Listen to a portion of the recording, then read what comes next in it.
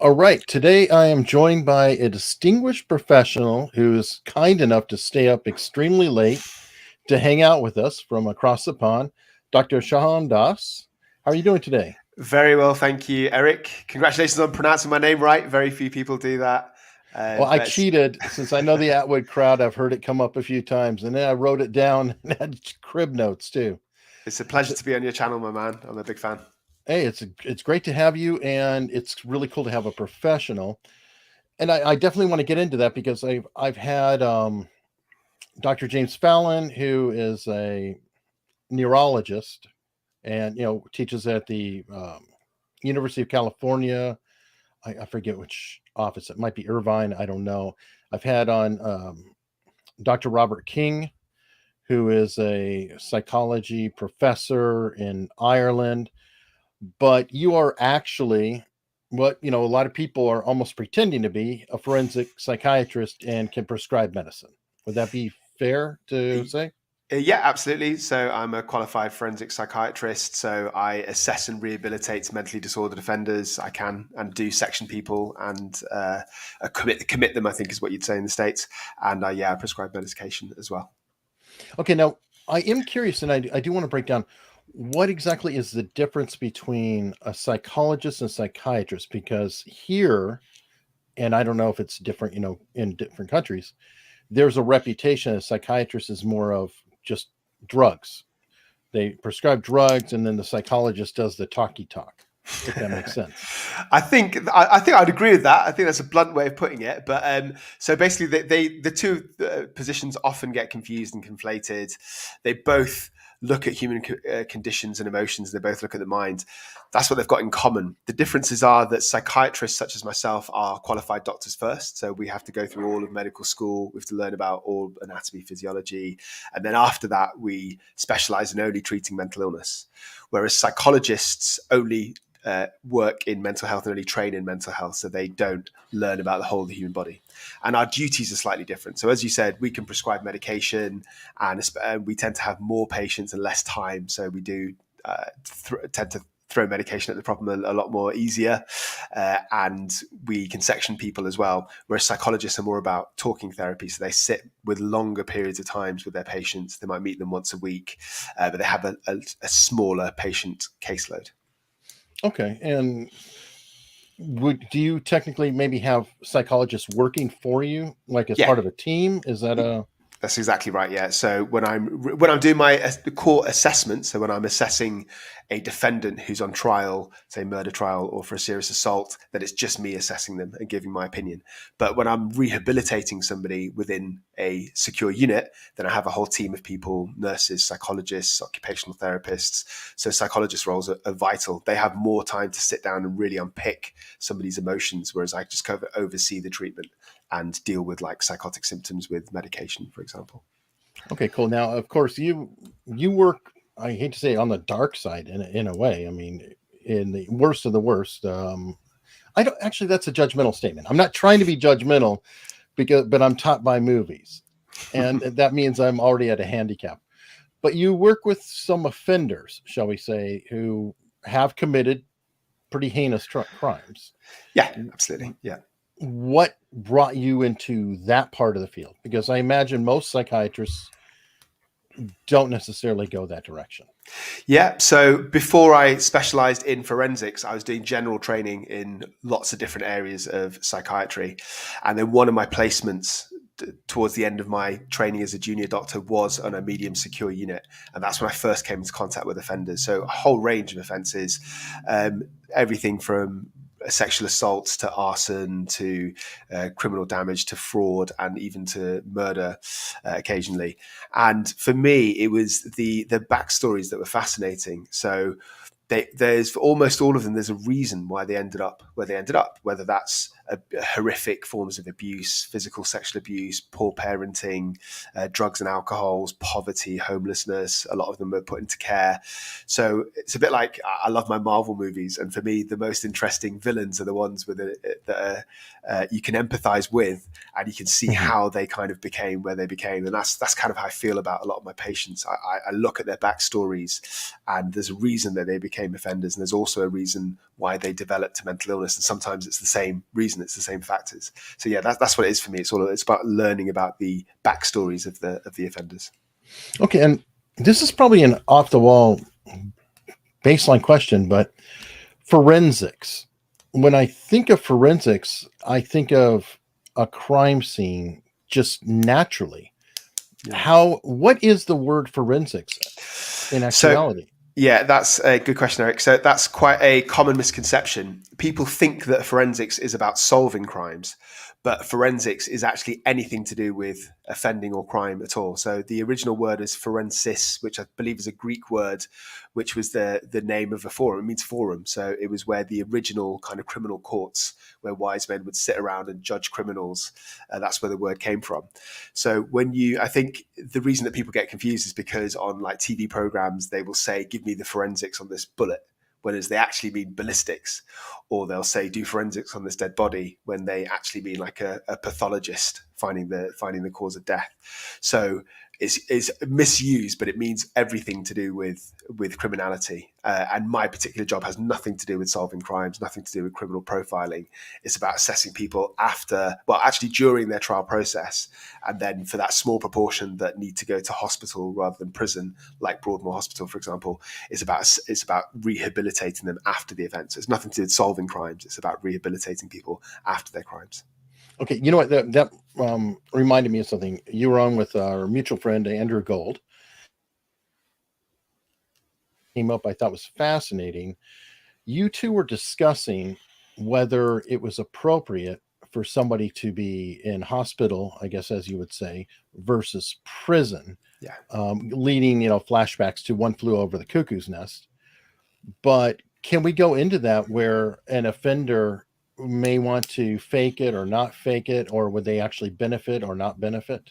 Yeah, absolutely. So that's one of the key aspects of my job, is exactly what you're talking about, Eric. So it's deciding whether somebody should go to prison. And I would say the vast majority of people I assess do, probably 80, 90%, or whether they're one of the small proportion that are so mentally unwell and not criminally culpable of their actions because of their, hearing voices, paranoid delusions, that they need rehabilitation in a psychiatry unit instead.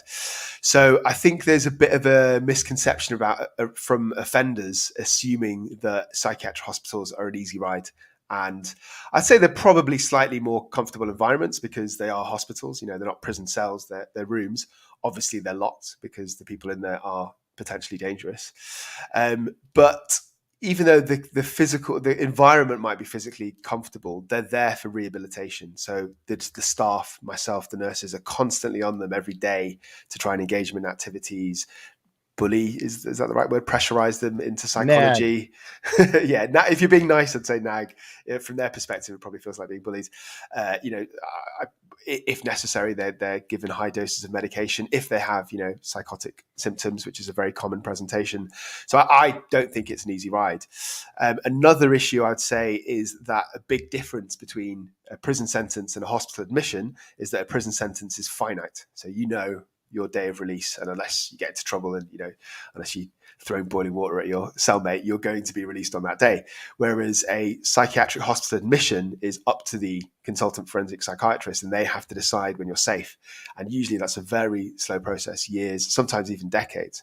So there's some poor souls, for example, people in Broadmoor who have such severe mental illnesses that even when we throw all kinds of medications at them, their symptoms are never fully controlled and they're still always dangerous. And there's some people that will never leave hospital, even though what they did originally wasn't necessarily, to be in Broadmoor, it has to be pretty severe, but the equivalent, they would have been released within sort of 10, 15, 20 years. They might spend their entire lives in the psychiatric hospital. And just to answer your question about feigning mental illness, absolutely, that's something I see quite regularly. I'd say maybe once every 2 or 3 months, I come across a defendant who I think is either completely fabricating or exaggerating their symptoms of mental illness to try and get leniency. But I'll be honest with you, it's actually very easy to spot.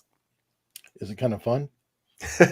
Yeah, it is kind of fun. Yeah, because basically, right, I've assessed hundreds, possibly over 1,000 people with mental illness. So I know what schizophrenia looks like. I've seen hundreds of cases. I know what somebody genuinely hearing voices presents like. The person who's trying to fool me has maybe seen, One Flew Over the Cuckoo's Nest or some sort of documentary where the caricature version is what they're emulating, and it's just so obvious. So I'll give you some specific examples. When somebody is genuinely psychotic, they're usually hearing voices, or they have delusions like they believe that strangers want to kill them, or they're bugged, or that the people are poisoning their food, or the FBI's watching them. These are very typical presentations.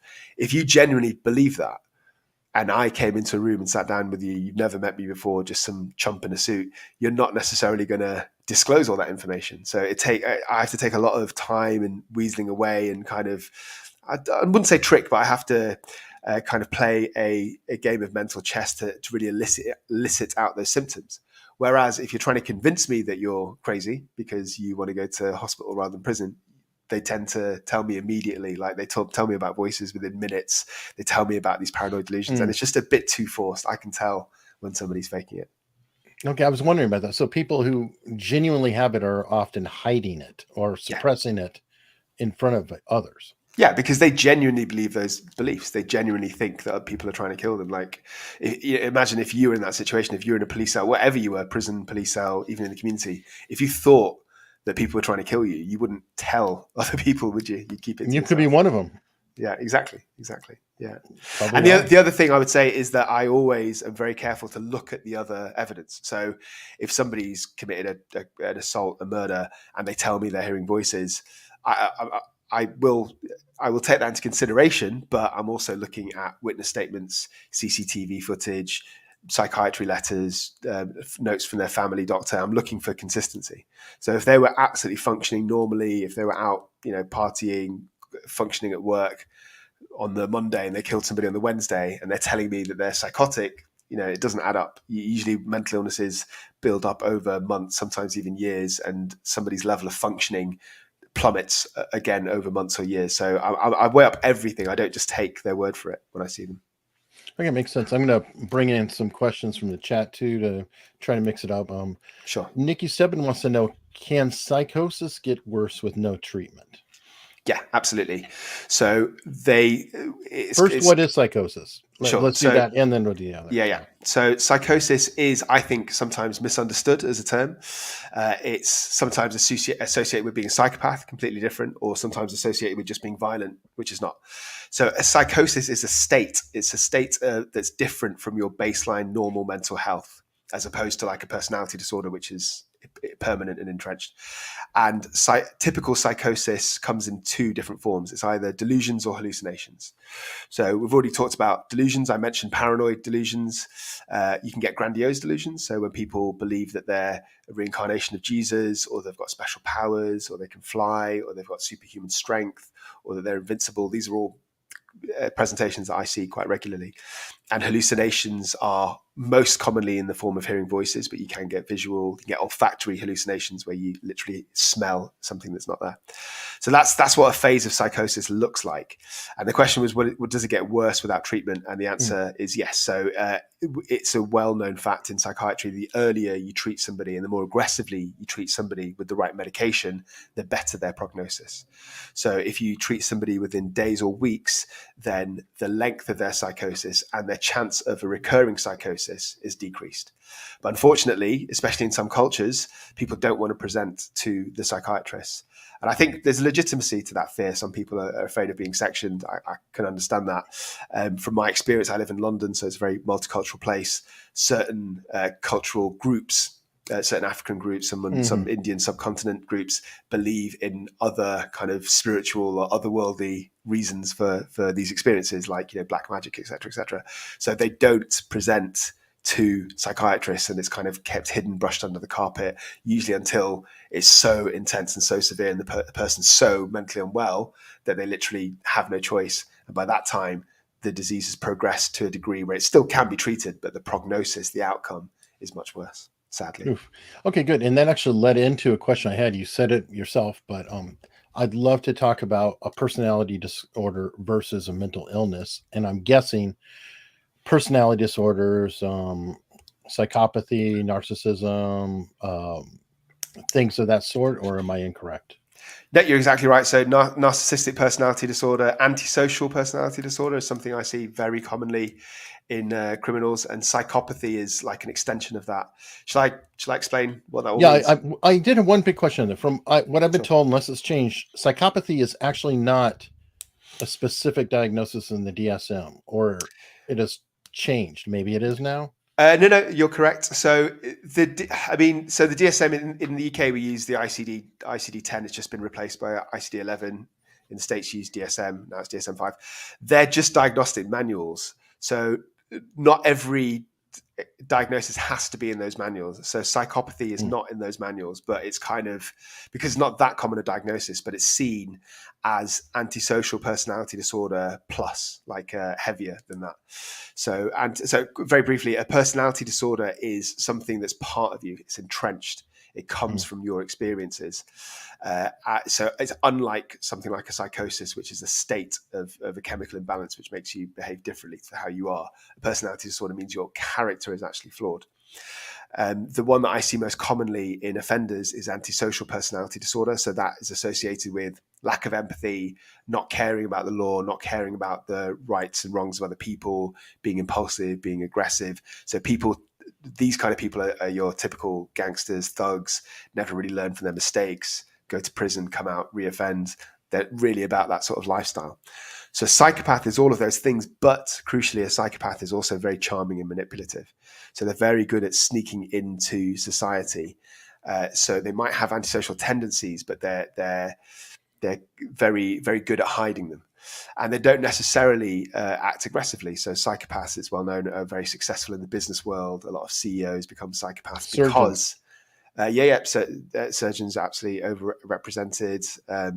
Politicians would be another one, because they don't mind stabbing other people in the back to further their career, which is why they're successful. Actually, I've read something about that and talked to James Fallon, because he's the guy who did who discovered he was a psychopath by his own brain scans. Right. But he was talking about how it's possible that Nelson Mandela and I think Gandhi both could have been on that spectrum. And as he put it, having sympathy and empathy are two different things. And that sometimes, you mentioned a politician could have it. They could be of value because while they can sympathize, they can do the trolley test and say, 3 people die or 5 people die, go with the 5 or go with the 3, and whatever. And they're able to make those hard calls without having to lose sleep afterward, which sounds really dark, but can you see that point, or is that completely out there? From what I know about Nelson Mandela and Gandhi, I definitely wouldn't say that either of them were close to being psychopaths. A psychopath lacks empathy, lacks fear, and generally has dampened down emotions. So in certain circumstances, they certainly could make good leaders. They'd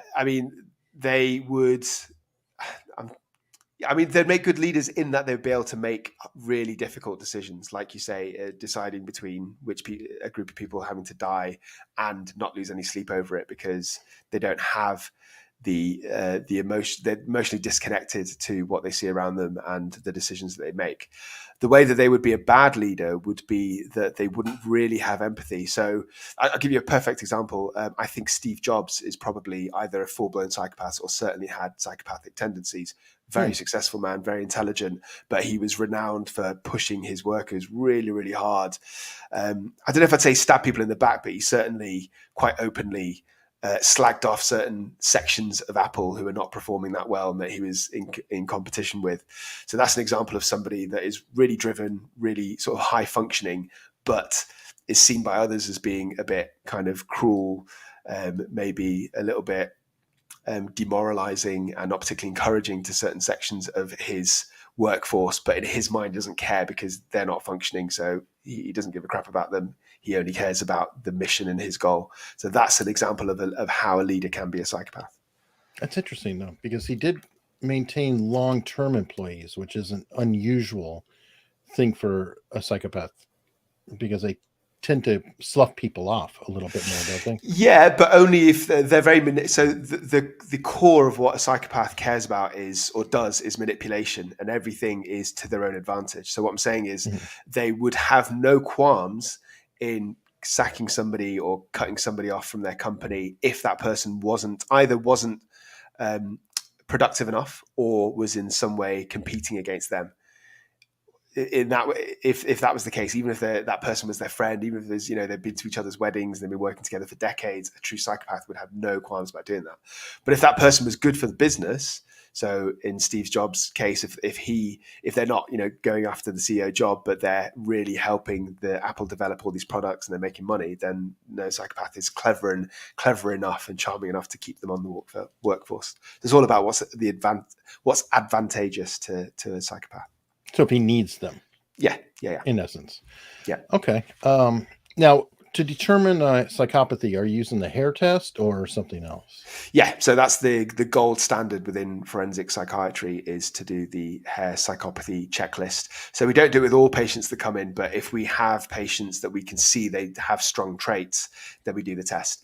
Like I've got a YouTube channel, as you know, and I kind of do it slightly flippantly, just as an educational point on, I did one on Michael Jordan, I did one on Anna Delvey from Inventing Anna, and I kind of did it from a very brief summary of what I know about them. But in reality, it's actually a very, very detailed test. So you speak to family members, you speak to previous doctors or nurses that looked after them, you examine all of their behavior on the ward before they got arrested, what you know about them in prison. So you look at as much information as you can possibly obtain about their previous life. And there's like a checklist of 20 different items.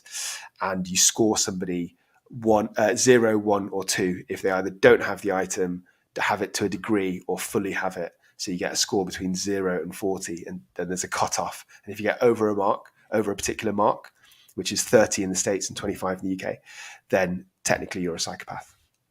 Okay, now there's also a saying I've always heard, and you can confirm if it's true or not, or mostly true, and that's every psychopath is a narcissist, but not every narcissist is a psychopath. Yeah, that's absolutely right. So a psychopath is all of those things I said before, everything to do with being antisocial plus manipulative, and the other aspect is them being narcissistic. So that kind of ties in with what I was saying as having a lack of empathy, and also seeing everybody as an opportunity to take advantage of. So their self-preservation and their self-goal is at the core of everything. And I mean everything. I mean friends, family, work colleagues. They might have a psychopath can have a family, but they don't really, and they can feign love, and they might even think that they feel love, but they're very, very narcissistic and very egocentric. So the world revolves around them, and they only genuinely care about themselves, if that makes sense. So they could be successful, they could have a family, but they don't really, really care about the success of their kids and their wives or husbands if they're a true psychopath. So they have to be narcissistic, whereas you can be narcissistic and into yourself, but that doesn't mean that even though you are into yourself and you want to be the center of attention, it doesn't mean that you completely manipulate other people, or it doesn't mean that you completely lack empathy for other people. So you can be a narcissist, but not a psychopath. Okay, now that brings me to another one, and I forgot his name already.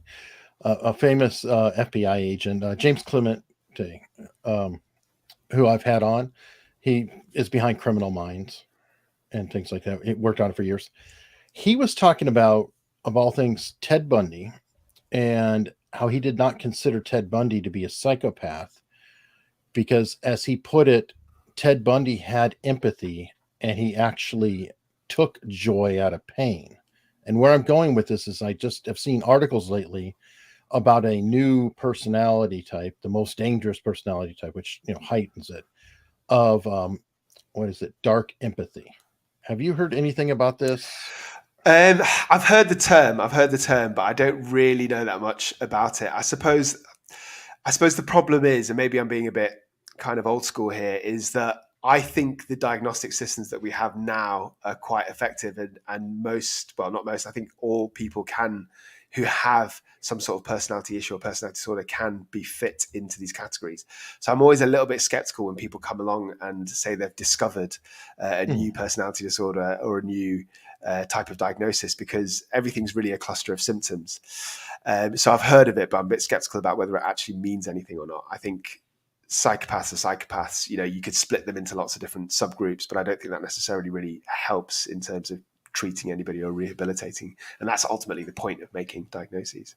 Okay. And Joe Navarro wrote a book called like Dangerous Personalities, or like it's 4 types, and he is talking about narcissists, psychopaths, I believe antisocial, and he was showing different killers and essentially saying, yeah, these are psychopaths, but like some of these killers are straight narcissists, as he put it. Is that something you've seen since you diagnosed everybody? Yeah. So I would say that by far the most common personality disorder in criminals. And remember, like I do work with killers and murderers, and people always want to know about them because they're more interesting, I guess, but they're only a small proportion. So of all the patients I help rehabilitate, maybe 5 or 10% have committed murder. Most of them are assault. And by far the most common diagnosis is antisocial personality disorder by a long way. And a small proportion of those are psychopaths. And as we were talking about before, all psychopaths have a degree of narcissism. I think I can count on one hand the number of patients that I've had who only have narcissistic personality disorder. And that's because it's not really associated with violence, because a psychopath might need to use violence to gain something, whether that is money for a robbery or to get rid of a rival, or, like if you're having an affair, to get rid of your partner's proper partner. So there's a reason why a psychopath would want to off somebody or hurt somebody or commit a crime. There's not really that much of a reason why a narcissist would want to do that, because a narcissist doesn't really care about other people. They only really care about themselves. And in fact, I go one step further. I think narcissists generally make quite poor criminals. So I'll give you a specific example. If you're, say, a thug or a drug, let's say you're a drug dealer. Let's say you're a high sort of level, high up the hierarchy drug dealer. If you're a psychopath, you would be very good at hiding yourself. So you might show off a little bit to your peers, but you would be good at blending into society. If the police question you, you'd be really good at hiding it. Maybe you live in a neighborhood, and if other people don't know you're a drug dealer, you'd be really good at, you'd speak eloquently, you'd dress well, you would slip in really well into society because you're that cunning, you're that manipulative. If you're a narcissist and you're a drug dealer, you're just because you're so egocentric, and because you love sort of showing off and you love praise and you love attention, you would be showing off your bling, you would be showing everyone your gun, you would be wearing your chains, you'd be talking about how much dope you sold that day. You're not going to make it very well as a drug dealer, because people are going to be informing on you. Police who are watching you are going to really easily tell that you're a drug dealer. So narcissists can't contain they have this want to show off all the time, and they can't control it. Whereas psychopaths are more cunning and manipulative. So that's a bit of a rambling answer, but I guess what I'm saying is even though different personality disorders are potentially dangerous in some contexts, like relationships, from my clinical experience, narcissistic personality disorder very rare in offenders, antisocial personality disorder by far the most common, and psychopaths rare, but probably the most dangerous. Okay, and back to Narcissus. I used to think of Narcissus, and it goes back to whatever literature with the mirror. I forgot, Lord Byron wrote it or somebody. That isn't quite right. A narcissist, I've come to believe, is somebody who always thinks of themselves. Like, in terms of, if you ever have a conversation, it always circles back to them one way or another. And it doesn't necessarily mean that they're beautiful. It doesn't necessarily mean that they're even well dressed or anything else. It just simply means that it's always about them. Is that a fair assessment? Yeah, absolutely. So I think grandiose is a good adjective for a narcissist. So they find aspects of themselves that they think are amazing. So if they're slightly good looking, then they probably think they're absolutely stunningly gorgeous. If they're intelligent, they think that they're cleverer and wittier than any other person in the room. And a very good sign is exactly what you just said, Eric. So a true narcissist will, and I'm sure all of us know people like this. Some of us might even have friends like this, where you can't go to them for a problem because they might show you a bit of sympathy for maybe 2 minutes, but within a couple of minutes, they're going to steer the conversation around to themselves. They're always the center of attention. Plus, they're always very sensitive about other people's criticisms or comments. So if people don't compliment them, they kind of obsess over why, or if somebody's not talking about something that's not to do with them or it's not praising them, then they get annoyed and they get frustrated. And yeah, so they are very grandiose, and they believe the world revolves around them, which is what egocentricity is. Okay, that's a question from the chat, and I think this is one you're going to like because this is a side one or side topic. I want to know why marijuana can cause a non-diagnosed schizophrenic to develop full-on schizophrenia.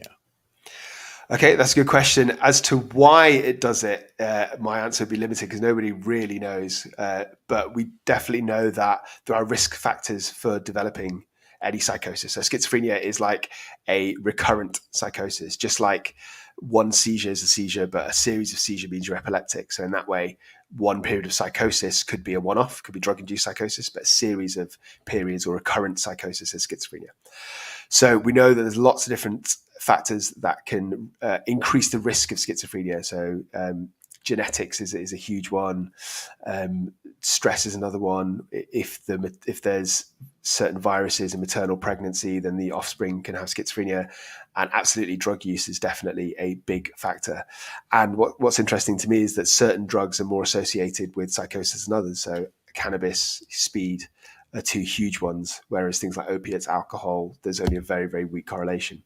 So I'm afraid I can't answer why, but I've definitely have seen in my clinical practice that people can have drug-induced psychosis, which is exactly what it sounds like. So it's a very temporary period, usually lasts about 2 or 3 days, and it only lasts when people have the drug in their body. Or they can have recurrent psychosis. And there are some very unlucky cases where people smoke cannabis, especially strong cannabis like skunk, and it flips them into full-blown schizophrenia. I think those people were predisposed to it anyway, and I think that they were kind of borderline anyway, and there's a real risk they would have eventually developed schizophrenia, but unfortunately the cannabis use has pushed them over the edge and has kind of speeded up or accelerated that process. Having said that, I think it's only fair to say that it only happens to a very small proportion of cannabis users. Is it like an allergy almost? I don't think it's an allergy. I think so. What we know about schizophrenia is that it's to do with overactive dopamine receptors. We know that because antipsychotic drugs block dopamine. So I think the mechanics of how cannabis works, it just kind of triggers some of these receptors. And as I say, I think that most of them it was going to happen eventually, but cannabis just kind of, because of the chemical imbalance related to dopamine receptors, just speeds it up a little bit. Okay. I've heard also, and I listen to everything out there, that some of this could result from smoking early. Like if people are smoking a lot of pot before their brain is developed, that can cause some very serious long-term effects or problems. Yeah. Would you subscribe to that theory? Yeah, that's absolutely correct. So studies have shown that, as I said before, smoking cannabis increases your risk of developing a psychotic illness like schizophrenia. But the earlier you smoke it, the greater that risk. And that's because the brain is plastic. So it has increased plasticity. It means that the synapses are still forming before you reach adolescence. So I think before the age of 14, there's something like a 3 or 4 times increased risk if you start smoking cannabis at the age of 14 than if you do at like 16 or 17. Even if overall you're smoking the same amount, it's actually 3 or 4 times more riskier to start a few years earlier, again, because the brain's developing. So it's more kind of vulnerable. It makes me wonder if that's why Joe Rogan can consume as much as he does and be relatively sharp. I don't think he started until he was in his 30s. Yeah, I think people just have different tolerances, I guess. Some people, some people smoke weed for years and then suddenly get paranoid when they smoke it. Some people are absolutely fine. I think the brain's a marvelous and various organ that it's very hard to predict how it's going to affect different people. All right, and I've got a super chat from Rolf. Thank you so much. Rolf is a regular, a great guy. Let me see. LSD, psychedelic, mind manifesting, psycho. I can't even say that. Psychotomimetic. Psychotomimetic. I've experienced paranoia, mind reading while under the influence, and recurring effects stimulated by smoking pot. Manifestation of mind or long-term physical change. Oh, he's asking, is that a manifestation of possible long-term change? Right, let me just reread that. I've experienced paranoia, mind reading while under the influence. Let's make what manifestation of mind or long-term physical change. Well, I suppose it would be if the question, my interpretation is that is it like a manifestation of mind? So is it psychological or is it physical? Absolutely, I think it is psychological.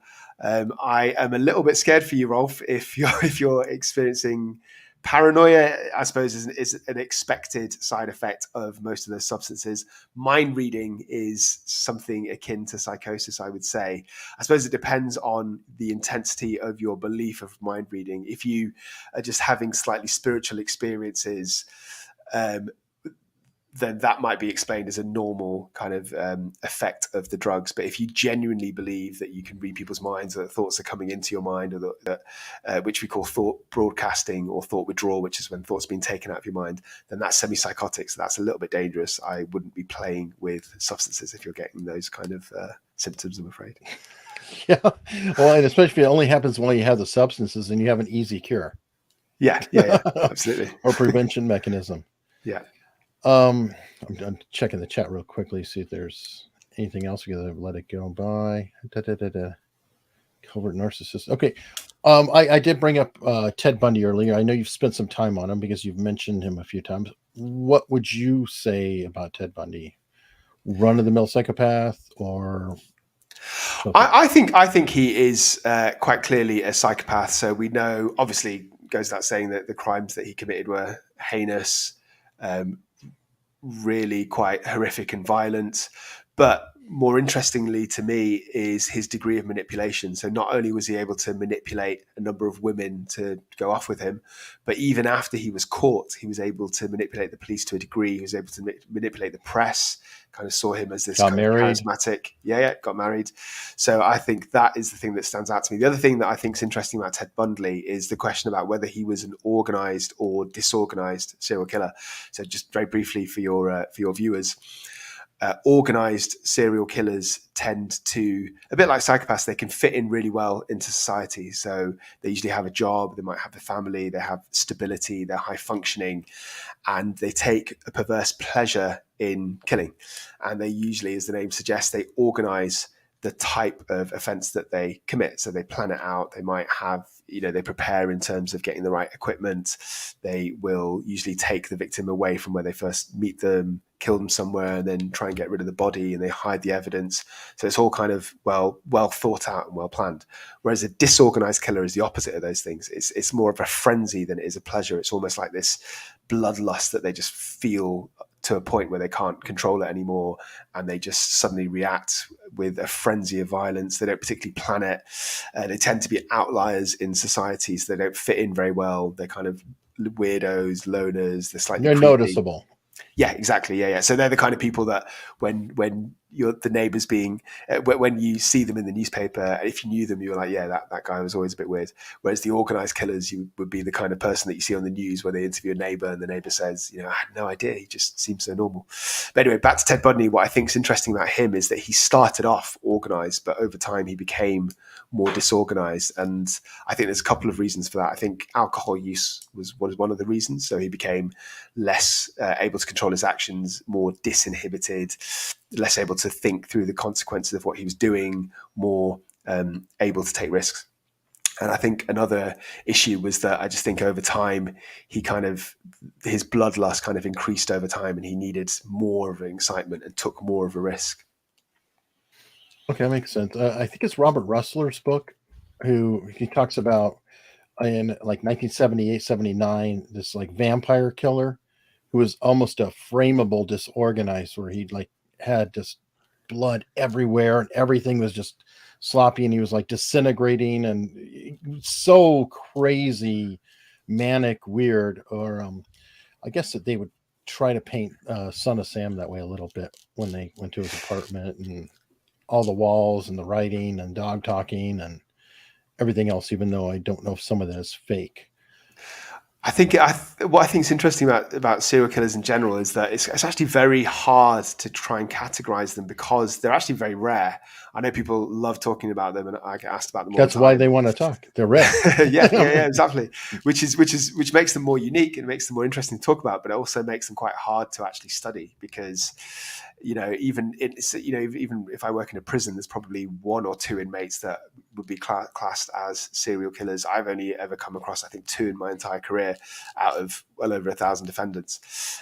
So that means that it's quite hard to actually, first of all, categorize them into groups because the groups are so small, but also understand their motivations because they're so rare, and also because the motivations seem to be completely different for different people. Some of them have really messed up childhoods. Some of them are really mistreated by their parents. Some of them appear on the surface, at least, to be relatively normal. Somebody brought up a good one because this is someone who I feel may have been created with MK Ultra. Ted Kaczynski, the Unabomber. Yeah. So he's unique, I think, because, well, he was highly intelligent. Unlike most serial killers, he actually had like a political or an ideological belief behind what he was doing. What I wonder about him is I wonder whether he was actually schizophrenic or not. I don't think he was ever formally diagnosed with it, but before he went out and started sending all these bombs out, he kind of retreated into the woods. I think I can't remember the exact details, it was University of Berkeley or something, I can't remember exactly where, but he had a very high positioned lecturer job, He was at possibly Harvard. Professor. It was at Harvard, yeah. That's he was at Harvard, and he was part of MK Ultra. I mean, and he was experimenting on with LSD, massive LSD, when they were doing that. And I think about what you mentioned with psychosis and marijuana. I mean, couldn't LSD potentially do that if they're, especially pumping in the pure stuff? Yeah, absolutely. So LSD would be another huge drug that causes drug-induced psychosis. I didn't mention it because it's actually not that common in general compared to like cannabis and speed.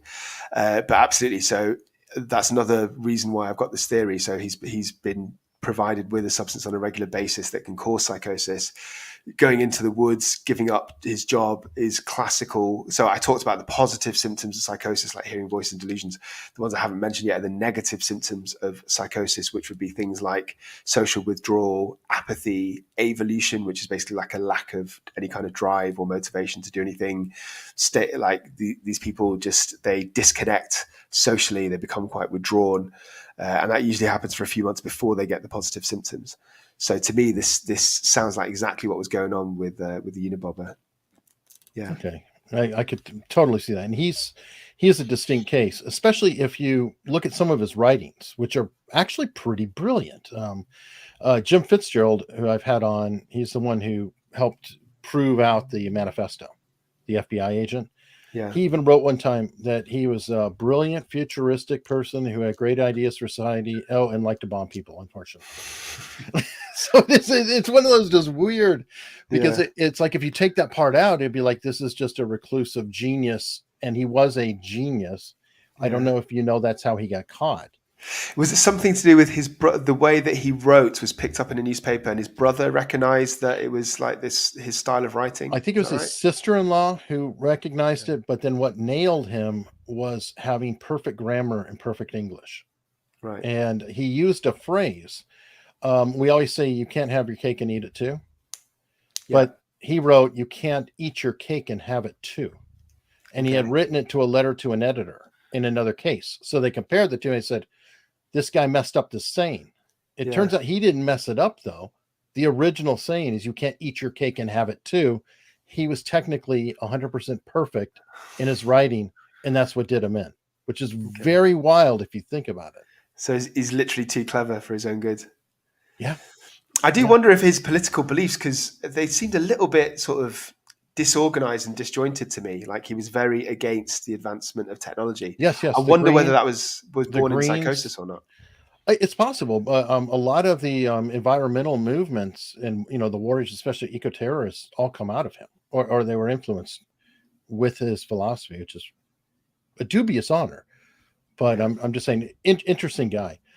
To pivot around, okay, Rolf is saying it's a relief. His story is from the 70s. He's feeling much better now. Don't do drugs, kids. Thank you. And I can definitely agree with that. Okay, we've been talking about antisocial, borderline has come up as a diagnosis, which, from my understanding, is an old term and it's now emotionally unstable. It's not really about one being older than the other. It's about where they're used. So emotionally unstable tends to be more common in the UK. Borderline seems to be more common in the States.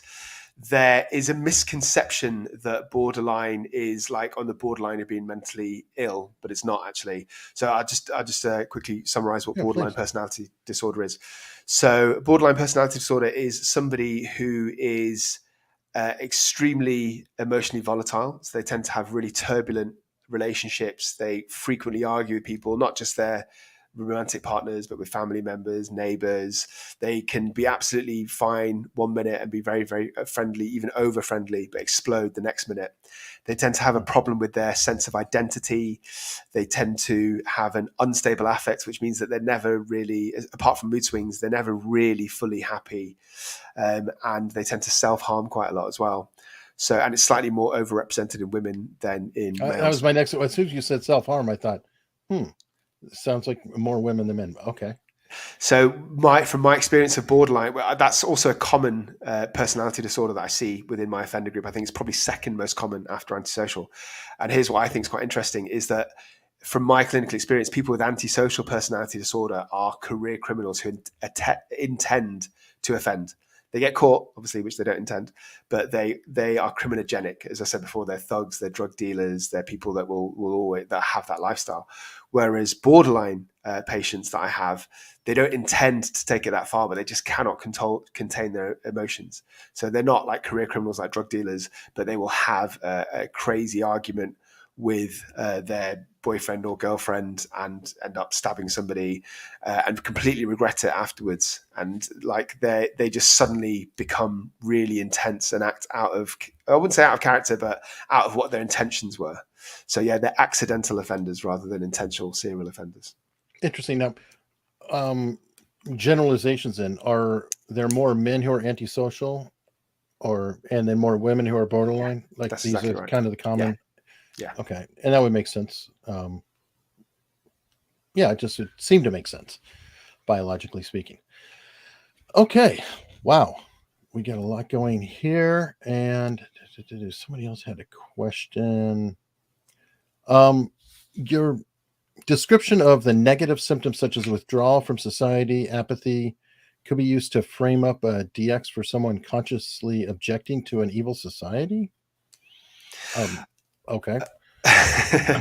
So yeah. I think what he's saying is that he's talking about Ted Kaczynski. He's saying that my description of negative symptoms, so withdrawing from society and apathy, could be used to frame a diagnosis. I didn't catch the last bit; it disappeared. For somebody that's just withdrawing, that's just consciously objecting to evil society. So I think what he's saying is, how do I even though I'm saying it could be negative symptoms of psychosis, how do we know that it's not just somebody conscientiously objecting to an evil society, so wants to separate themselves from society? The bombs. Yeah. I would throw that out as a possibility. Yeah. So no, that's a fair point, because I mean, I'm suggesting that the Unabomber was psychotic. I don't know that for a fact. It is possible that he, it was obviously what he did was evil and it hurt and killed people, but it doesn't necessarily mean it was born in actual psychosis. It doesn't necessarily mean he had paranoid delusions, for example. But I agree with the question. I think those two things are very similar in their presentation. I suppose for me to know for definite, I'd have to assess them in person and try and really dig down and see if I could find some positive symptoms of psychosis to go along with the negative ones. Okay, well, awesome. This has been amazing. And folks, I'm hoping to corner Dr. Doss and have him back more. We actually are going to be recording another segment here momentarily that'll also be coming out really soon. So subscribe, stay tuned. And this is going to be talking about the experts in the Johnny Depp Amber Heard trial. Because remember, we had two experts, one for the prosecution, one for the defense. Both were evaluating Amber Heard. And I'm dying to find out what Dr. Doss has to say about that. So for now, everybody, thank you so much. Would it be all right if I just very quickly shout out my YouTube Oh, channel, Eric? please. And it's in the description too, but yes. So, in case your viewers are interested, if you like your psychiatry with a twist of true crime, I kind of psychoanalyze loads of cases. Sometimes celebrity cases like Johnny Depp and Amber Heard, but other times like high-profile serial killers, like we've just been talking about. So it's just my own kind of psychoanalysis in those cases on my YouTube channel, The Psych for Sore Minds. Thank you. He also has a book out. Link is in the description too. So Yep. everybody definitely, seriously, check that out. And I plan to have him back as soon as possible. Plus, he's going to be. You'll see him very soon. That'd be an absolute pleasure. Cheers, Eric. Goodbye, everybody.